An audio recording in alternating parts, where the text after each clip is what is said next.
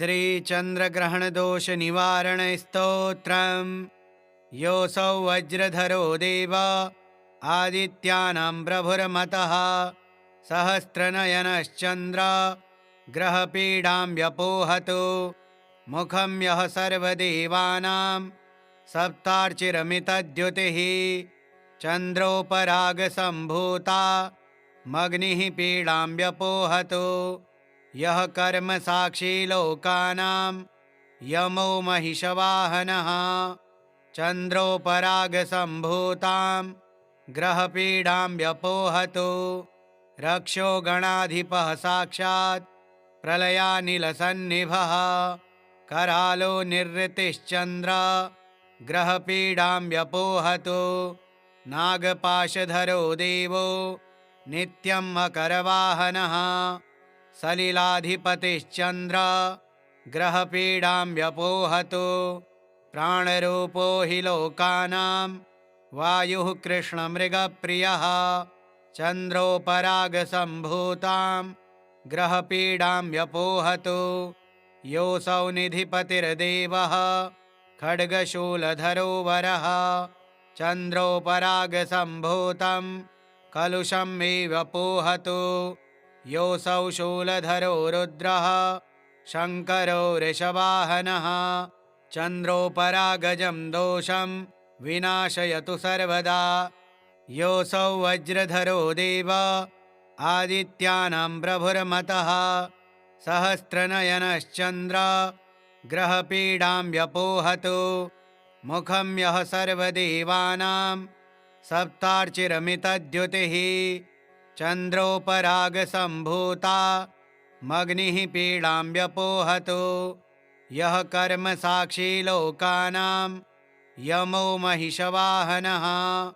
चन्द्रोपरागसम्भूतां ग्रहपीडां व्यपोहतु। रक्षो गणाधिपः साक्षात् प्रलयानिलसन्निभः। करालो निर्ऋतिश्चन्द्र ग्रहपीडां व्यपोहतु। नागपाशधरो देवो नित्यम् अकरवाहनः। सलिलाधिपतिश्चन्द्र ग्रहपीडां व्यपोहतु। प्राणरूपो हि लोकानां वायुः कृष्णमृगप्रियः। चन्द्रोपरागसम्भूतां ग्रहपीडां व्यपोहतु। योऽसौ निधिपतिर्देवः खड्गशूलधरो वरः। चन्द्रोपरागसम्भूतं कलुषं मे व्यपोहतु। योऽसौ शूलधरो रुद्रः शङ्करो वृषवाहनः। चन्द्रोपरागजं दोषं विनाशयतु सर्वदा। योऽसौ वज्रधरो देव आदित्यानां प्रभुर्मतः। सहस्रनयनश्चन्द्र ग्रहपीडां व्यपोहतु। मुखं यः सर्वदेवानां सप्तार्चिरमितद्युतिः। चन्द्रोपरागसम्भूता मग्निः पीडां व्यपोहतु। यः कर्मसाक्षी लोकानां यमो महिषवाहनः। चन्द्रोपरागसम्भूतां ग्रहपीडां व्यपोहतु। रक्षो गणाधिपः साक्षात् प्रलयानिलसन्निभः। करालो निर्ऋतिश्चन्द्र ग्रहपीडां व्यपोहतु। नागपाशधरो देवो नित्यम् अकरवाहनः। सलिलाधिपतिश्चन्द्र ग्रहपीडां व्यपोहतु। प्राणरूपो हि लोकानां वायुः कृष्णमृगप्रियः। चन्द्रोपरागसम्भूतां ग्रहपीडां व्यपोहतु। योऽसौ निधिपतिर्देवः खड्गशूलधरो वरः। चन्द्रोपरागसम्भूतं कलुषं मे व्यपोहतु। योऽसौ शूलधरो रुद्रः शङ्करो वृषवाहनः। चन्द्रोपरागजं दोषं विनाशयतु सर्वदा। योऽसौ वज्रधरो देव आदित्यानां प्रभुर्मतः। सहस्रनयनश्चन्द्र ग्रहपीडां व्यपोहतु। मुखं यः सर्वदेवानां सप्तार्चिरमितद्युतिः। चन्द्रोपरागसम्भूता मग्निः पीडां व्यपोहतु यः कर्मसाक्षी लोकानां यमो महिषवाहनः चन्द्रोपरागसम्भूतां ग्रहपीडां व्यपोहतु रक्षो गणाधिपः साक्षात् प्रलयानिलसन्निभः करालो निर्ऋतिश्चन्द्र ग्रहपीडां व्यपोहतु नागपाशधरो देवो नित्यम् अकरवाहनः सलिलाधिपतिश्चन्द्र ग्रहपीडां व्यपोहतु प्राणरूपो हि लोकानां वायुः कृष्णमृगप्रियः चन्द्रोपरागसम्भूतां ग्रहपीडां व्यपोहतु योऽसौ निधिपतिर्देवः खड्गशूलधरो वरः चन्द्रोपरागसम्भूतं कलुषं मे व्यपोहतु योऽसौ शूलधरो रुद्रः शङ्करो वृषवाहनः चन्द्रोपरागजं दोषं विनाशयतु सर्वदा योऽसौ वज्रधरो देव आदित्यानां प्रभुर्मतः सहस्रनयनश्चन्द्र ग्रहपीडां व्यपोहतु मुखं यः सर्वदेवानां सप्तार्चिरमितद्युतिः चन्द्रोपरागसम्भूता मग्निः पीडां व्यपोहतु यः कर्मसाक्षी लोकानां यमो महिषवाहनः चन्द्रोपरागसम्भूतां ग्रहपीडां व्यपोहतु रक्षो गणाधिपः साक्षात् प्रलयानिलसन्निभः करालो निर्ऋतिश्चन्द्र ग्रहपीडां व्यपोहतु नागपाशधरो देवो नित्यम् अकरवाहनः सलिलाधिपतिश्चन्द्र ग्रहपीडां व्यपोहतु प्राणरूपो हि लोकानां वायुः कृष्णमृगप्रियः चन्द्रोपरागसम्भूतां ग्रहपीडां व्यपोहतु योऽसौ निधिपतिर्देवः खड्गशूलधरो वरः चन्द्रोपरागसम्भूतं कलुषं मे व्यपोहतु योऽसौ शूलधरो रुद्रः शङ्करो वृषवाहनः चन्द्रोपरागजं दोषं विनाशयतु सर्वदा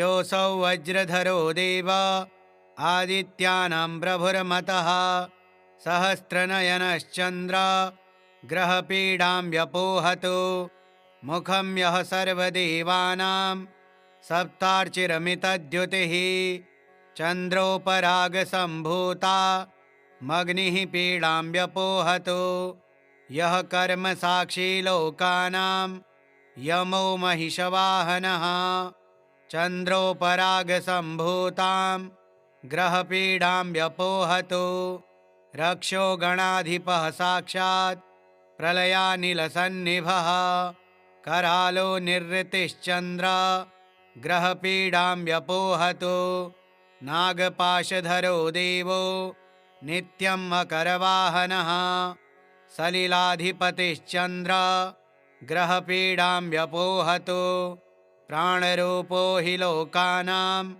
वायुः कृष्णमृगप्रियः चन्द्रोपरागसम्भूतां ग्रहपीडां व्यपोहतु योऽसौ निधिपतिर्देवः खड्गशूलधरो वरः चन्द्रोपरागसम्भूतं कलुषं मे व्यपोहतु योऽसौ शूलधरो रुद्रः शङ्करो वृषवाहनः चन्द्रोपरागजं दोषं विनाशयतु सर्वदा योऽसौ वज्रधरो देव आदित्यानां प्रभुर्मतः सहस्रनयनश्चन्द्र ग्रहपीडां व्यपोहतु मुखं यः सर्वदेवानां सप्तार्चिरमितद्युतिः चन्द्रोपरागसम्भूता मग्निः पीडां व्यपोहतु यः कर्मसाक्षी लोकानां यमो महिषवाहनः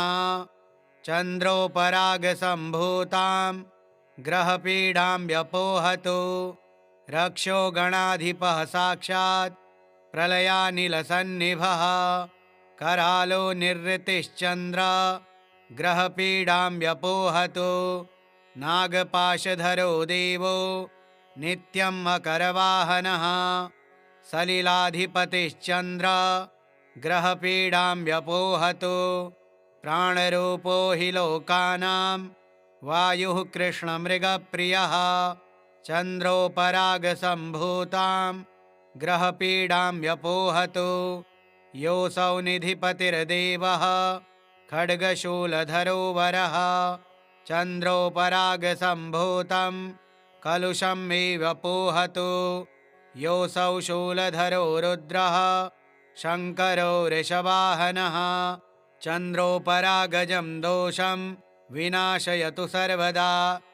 योऽसौ वज्रधरो देव आदित्यानां प्रभुर्मतः सहस्रनयनश्चन्द्र ग्रहपीडां व्यपोहतो मुखं यः सर्वदेवानां सप्तार्चिरमितद्युतिः चन्द्रोपरागसम्भूता मग्निः पीडां व्यपोहतो यः कर्मसाक्षी लोकानां यमो महिषवाहनः चन्द्रोपरागसम्भूतां ग्रहपीडां व्यपोहतो रक्षो गणाधिपः साक्षात् प्रलयानिलसन्निभः करालो निर्वृतिश्चन्द्र ग्रहपीडां व्यपोहतो नागपाशधरो देवो नित्यं मकरवाहनः सलिलाधिपतिश्चन्द्र ग्रहपीडां व्यपोहतो प्राणरूपो हि लोकानां वायुः कृष्णमृगप्रियः चन्द्रोपरागसम्भूतां ग्रहपीडां व्यपोहतो योऽसौ निधिपतिर्देवः खड्गशूलधरो वरः चन्द्रोपरागसम्भूतं कलुषं मे व्यपोहतो योऽसौ शूलधरो रुद्रः शङ्करो वृषवाहनः चन्द्रोपरागजं दोषं विनाशयतु सर्वदा योऽसौ वज्रधरो देव आदित्यानां प्रभुर्मतः सहस्रनयनश्चन्द्र ग्रहपीडां व्यपोहतो मुखं यः सर्वदेवानां सप्तार्चिरमितद्युतिः चन्द्रोपरागसम्भूता मग्निः पीडां व्यपोहतो यः कर्मसाक्षी लोकानां यमो महिषवाहनः चन्द्रोपरागसम्भूतां ग्रहपीडां व्यपोहतो रक्षो गणाधिपः साक्षात् प्रलयानिलसन्निभः करालो निर्वृतिश्चन्द्र ग्रहपीडां व्यपोहतो नागपाशधरो देवो नित्यं मकरवाहनः सलिलाधिपतिश्चन्द्र ग्रहपीडां व्यपोहतो प्राणरूपो हि लोकानां वायुः कृष्णमृगप्रियः चन्द्रोपरागसम्भूतां ग्रहपीडां व्यपोहतो योऽसौ निधिपतिर्देवः खड्गशूलधरो वरः चन्द्रोपरागसम्भूतं कलुषं मे व्यपोहतो योऽसौ शूलधरो रुद्रः शङ्करो वृषवाहनः चन्द्रोपरागजं दोषं विनाशयतु सर्वदा योऽसौ वज्रधरो देव आदित्यानां प्रभुर्मतः सहस्रनयनश्चन्द्र ग्रहपीडां व्यपोहतो मुखं यः सर्वदेवानां सप्तार्चिरमितद्युतिः चन्द्रोपरागसम्भूता मग्निः पीडां व्यपोहतो यः कर्मसाक्षी लोकानां यमो महिषवाहनः चन्द्रोपरागसम्भूतां ग्रहपीडां व्यपोहतो रक्षो गणाधिपः साक्षात् प्रलयानिलसन्निभः करालो निर्वृतिश्चन्द्र ग्रहपीडां व्यपोहतो नागपाशधरो देवो नित्यं मकरवाहनः सलिलाधिपतिश्चन्द्र ग्रहपीडां व्यपोहतो प्राणरूपो हि लोकानां वायुः कृष्णमृगप्रियः चन्द्रोपरागसम्भूतां ग्रहपीडां व्यपोहतु योऽसौ निधिपतिर्देवः खड्गशूलधरो वरः चन्द्रोपरागसम्भूतं कलुषं मे व्यपोहतु योऽसौ शूलधरो रुद्रः शङ्करो वृषवाहनः चन्द्रोपरागजं दोषं विनाशयतु सर्वदा योऽसौ वज्रधरो देव आदित्यानां प्रभुर्मतः सहस्रनयनश्चन्द्र ग्रहपीडां व्यपोहतु मुखं यः सर्वदेवानां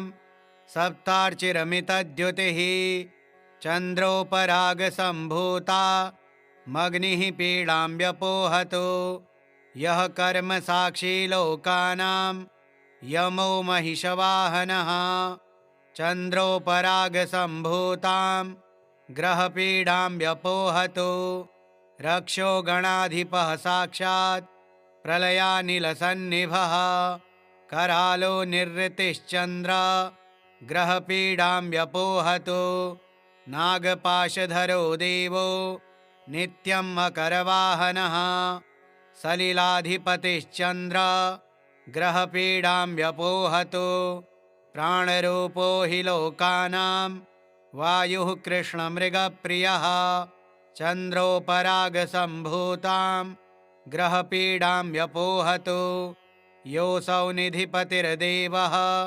खड्गशूलधरो वरः चन्द्रोपरागसम्भूतं कलुषं मे व्यपोहतु योऽसौ शूलधरो रुद्रः शङ्करो वृषवाहनः चन्द्रोपरागजं दोषं विनाशयतु सर्वदा योऽसौ वज्रधरो देव आदित्यानां प्रभुर्मतः सहस्रनयनश्चन्द्र ग्रहपीडां व्यपोहतु मुखं यः सर्वदेवानां सप्तार्चिरमितद्युतिः चन्द्रोपरागसम्भूता मग्निः पीडां व्यपोहतु यः कर्मसाक्षी लोकानां यमो महिषवाहनः चन्द्रोपरागसम्भूतां ग्रहपीडां व्यपोहतु रक्षो गणाधिपः साक्षात् प्रलयानिलसन्निभः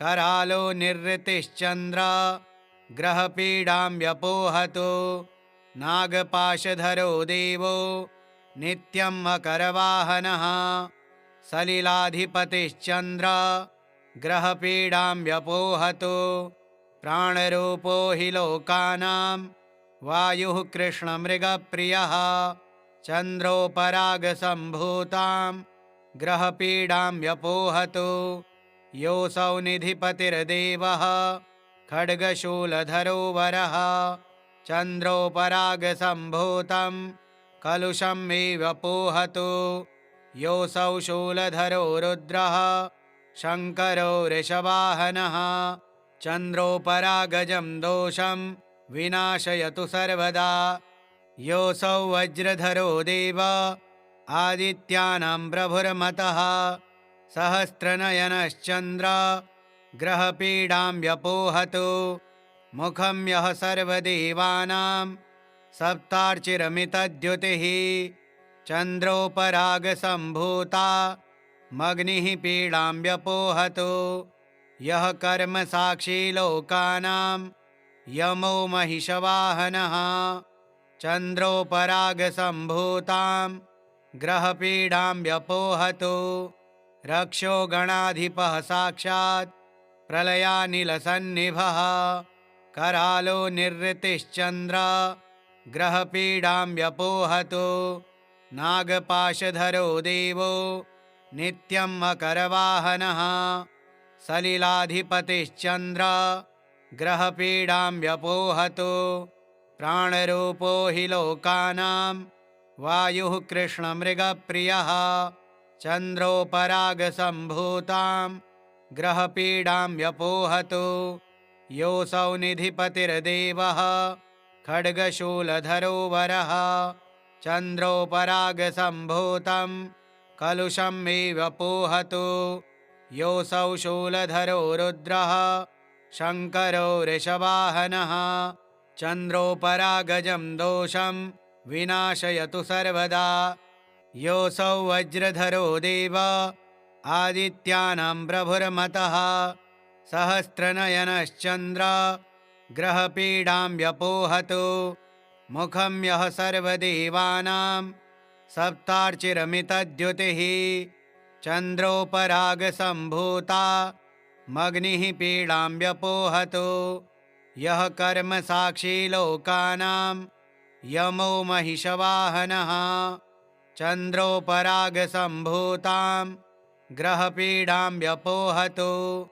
रक्षो गणाधिपः साक्षात् प्रलयानिलसन्निभः करालो निर्ऋतिश्चन्द्र ग्रहपीडां व्यपोहतु। नागपाशधरो देवो नित्यं मकरवाहनः सलिलाधिपतिश्चन्द्र ग्रहपीडां व्यपोहतु। प्राणरूपो हि लोकानां वायुः कृष्णमृगप्रियः चन्द्रोपरागसम्भूतां ग्रहपीडां व्यपोहतु।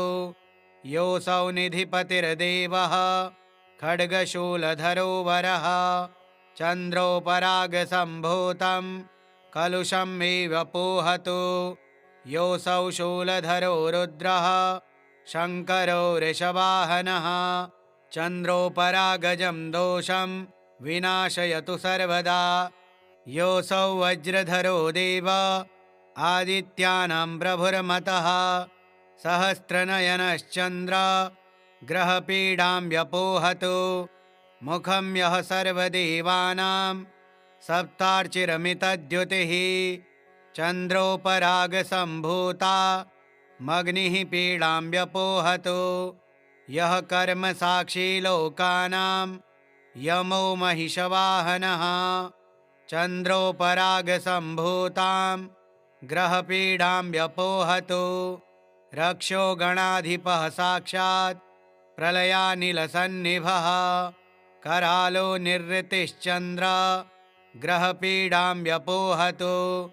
नागपाशधरो देवो नित्यं मकरवाहनः सलिलाधिपतिश्चन्द्र ग्रहपीडां व्यपोहतु। प्राणरूपो हि लोकानां वायुः कृष्णमृगप्रियः चन्द्रोपरागसम्भूतां ग्रहपीडां व्यपोहतु। योऽसौ निधिपतिर्देवः खड्गशूलधरो वरः चन्द्रोपरागसम्भूतं कलुषं मे व्यपोहतु। योऽसौ शूलधरो रुद्रः शङ्करो वृषवाहनः चन्द्रोपरागजं दोषं विनाशयतु सर्वदा। योऽसौ वज्रधरो देव आदित्यानां प्रभुर्मतः सहस्रनयनश्चन्द्र ग्रहपीडां व्यपोहतु। मुखं यः सर्वदेवानां सप्तार्चिरमितद्युतिः चन्द्रोपरागसम्भूता मग्निः पीडां व्यपोहतु। यः कर्मसाक्षी लोकानां यमो महिषवाहनः चन्द्रोपरागसम्भूतां ग्रहपीडां व्यपोहतु। रक्षो गणाधिपः साक्षात् प्रलयानिलसन्निभः करालो निर्ऋतिश्चन्द्र ग्रहपीडां व्यपोहतु। नागपाशधरो देवो नित्यं मकरवाहनः सलिलाधिपतिश्चन्द्र ग्रहपीडां व्यपोहतु। प्राणरूपो हि लोकानां वायुः कृष्णमृगप्रियः चन्द्रोपरागसम्भूतां ग्रहपीडां व्यपोहतु। योऽसौ निधिपतिर्देवः खड्गशूलधरो वरः चन्द्रोपरागसम्भूतं कलुषं मे व्यपोहतु। योऽसौ शूलधरो रुद्रः शङ्करो वृषवाहनः चन्द्रोपरागजं दोषं विनाशयतु सर्वदा। योऽसौ वज्रधरो देव आदित्यानां प्रभुर्मतः सहस्रनयनश्चन्द्र ग्रहपीडां व्यपोहतु मुखं यः सर्वदेवानां सप्तार्चिरमितद्युतिः चन्द्रोपरागसम्भूता मग्निः पीडां व्यपोहतु यः कर्मसाक्षी लोकानां यमो महिषवाहनः चन्द्रोपरागसम्भूतां ग्रहपीडां व्यपोहतु रक्षो गणाधिपः साक्षात् प्रलयानिलसन्निभः करालो निर्ऋतिश्चन्द्र ग्रहपीडां व्यपोहतु नागपाशधरो देवो नित्यं मकरवाहनः सलिलाधिपतिश्चन्द्र ग्रहपीडां व्यपोहतु प्राणरूपो हि लोकानां वायुः कृष्णमृगप्रियः चन्द्रोपरागसम्भूतां ग्रहपीडां व्यपोहतु योऽसौ निधिपतिर्देवः खड्गशूलधरो वरः चन्द्रोपरागसम्भूतं कलुषं मे व्यपोहतु योऽसौ शूलधरो रुद्रः शङ्करो वृषवाहनः चन्द्रोपरागजं दोषं विनाशयतु सर्वदा योऽसौ वज्रधरो देव आदित्यानां प्रभुर्मतः सहस्रनयनश्चन्द्र ग्रहपीडां व्यपोहतु मुखं यः सर्वदेवानां सप्तार्चिरमितद्युतिः चन्द्रोपरागसम्भूता मग्निः पीडां व्यपोहतु यः कर्मसाक्षी लोकानां यमो महिषवाहनः